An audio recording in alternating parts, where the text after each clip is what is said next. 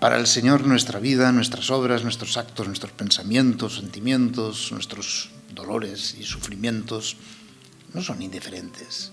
Él se fija y Él presta atención a cada uno de nuestros actos, porque es un Dios que nos ama, es un Dios compasivo.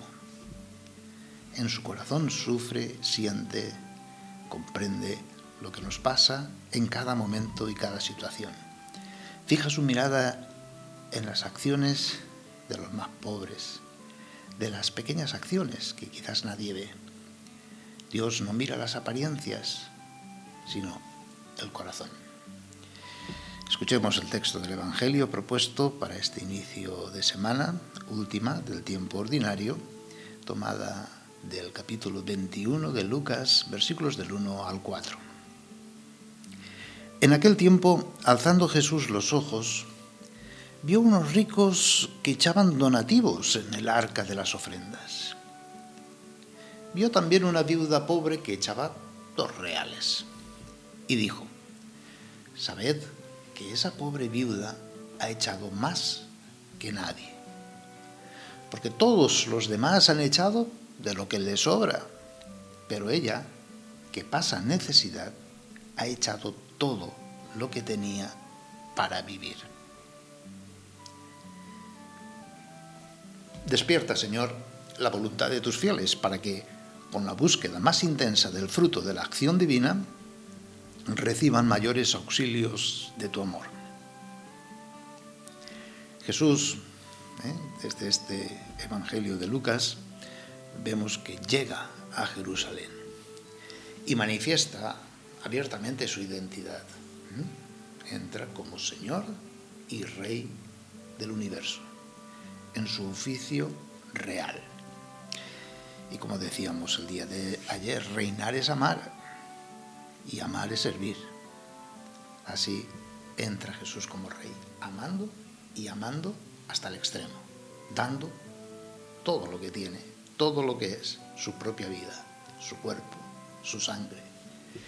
Jesús enseña que su reino, su reinado en este mundo, pues está ejemplificado en la viuda pobre, que echó para Dios y para los pobres todo lo que tenía para vivir, toda su vida, en una confianza absoluta en Dios, poniéndose en sus manos. Una pobre de espíritu realmente. Escándalo para quienes daban grandes cantidades de dinero, pero no de lo propio. O una tontería para quienes buscan en este mundo su propio bienestar material o emocional. Es la cruz, nuestra sabiduría, es el amor, lo que nos hace grandes delante de Dios. La novedad de la realeza divina consiste en morir al pecado, al mal, a la injusticia, al abuso, y vivir para Dios, es decir, vivir para el amor, vivir para amar, hasta dar la vida por amor.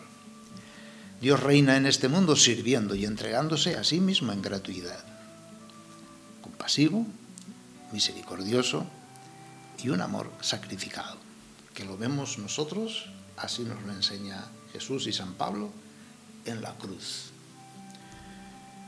Los bautizados pertenecemos a Jesús y lo mostramos participando en su oficio real. Desde el bautismo somos sacerdote, profeta y rey, es decir, llamados a servir al reino de Dios y ser testimonio de la verdad, difundirlo en la vida cotidiana, en nuestra historia. ¿Y cómo se hace? Pues amando. Vivimos la realeza cristiana, antes que nada, mediante esa muerte, ese rechazo y esa renuncia al pecado, a todo lo que sea violencia, injusticia, odio, y vayamos sacrificándonos en el amor por amor.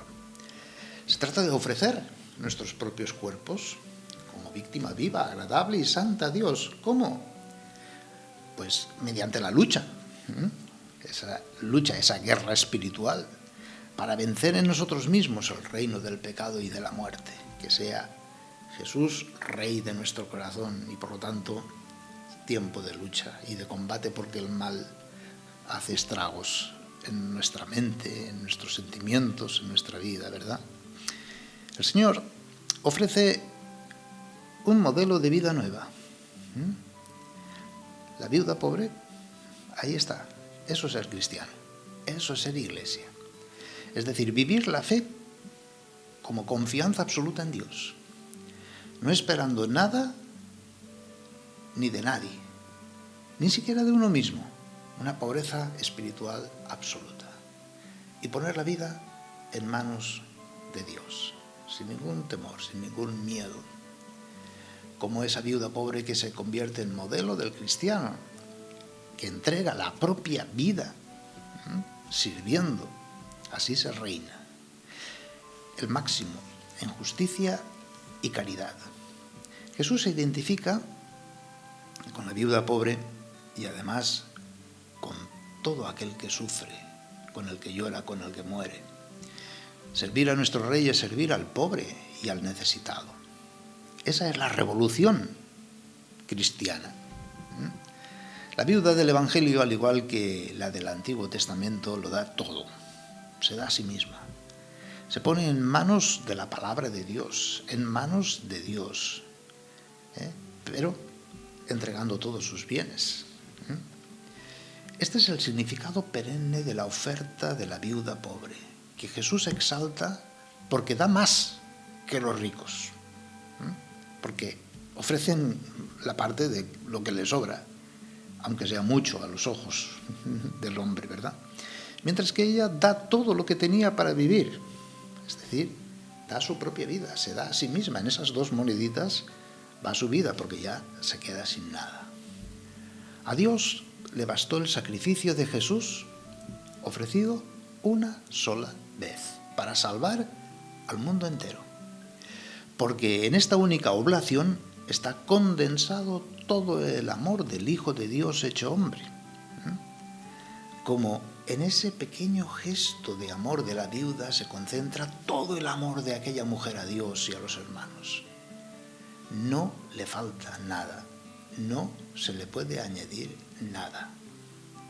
La Iglesia nace incesantemente de la Eucaristía, de la entrega de Jesús.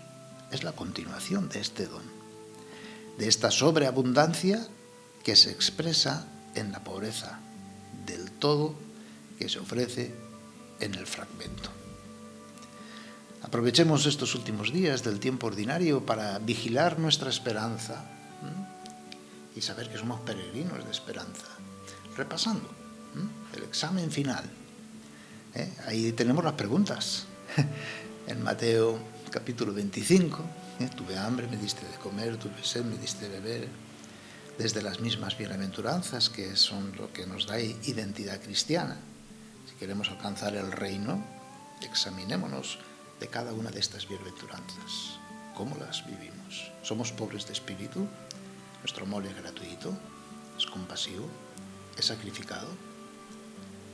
Contemplemos hoy a Jesús en la cruz, cómo invierte su vida, su cuerpo, su sangre, por amor al Padre y a nosotros.